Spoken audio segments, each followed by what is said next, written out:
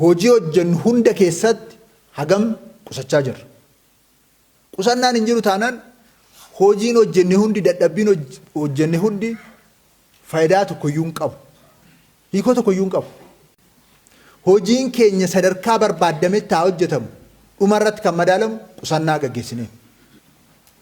So qusannaa hagam gaggeessaa jirra. Qusannaa akka mootummaatti hagam gaggeessaa jirra.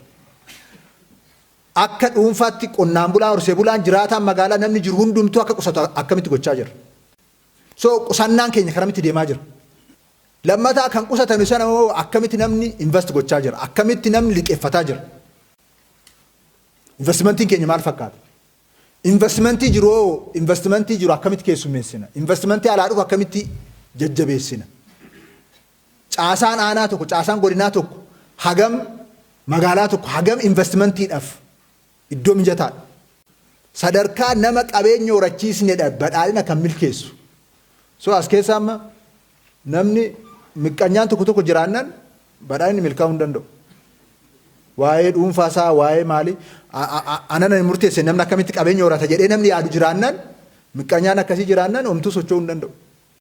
So hagam kanarraa bilisa taane. Hannarraa hagam bilisa taane. Dhuguma nuyi amala mootummaa ida'amuu qabnaa. Ija kanaan jechaadha. So karoorota waggoota 5 dhufan laallu keessatti aanaan gandi miileenara meeqa uume? Aanaan miileenara meeqa uume? Godinni biileenara meeqa uume? Magaali biileenara meeqa uume? Madaalaa deemnaa jechaadha. Akkanumatti qilleensa irratti badhaadhina maatii jechaan deemu. So ati baqxee ati ergama kee baatee akka namni hiree horatee qabeenya horatu gochisiisuun ergama keenya.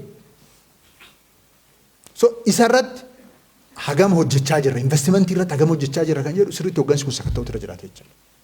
Keessattuu dhimmoota lamaan kana hooggansi sirriitti hubatee galee fi karaa qabsiisee jennaan hooggansi kun raajii inni hojjechuu hin dandeenye hin jiraatu.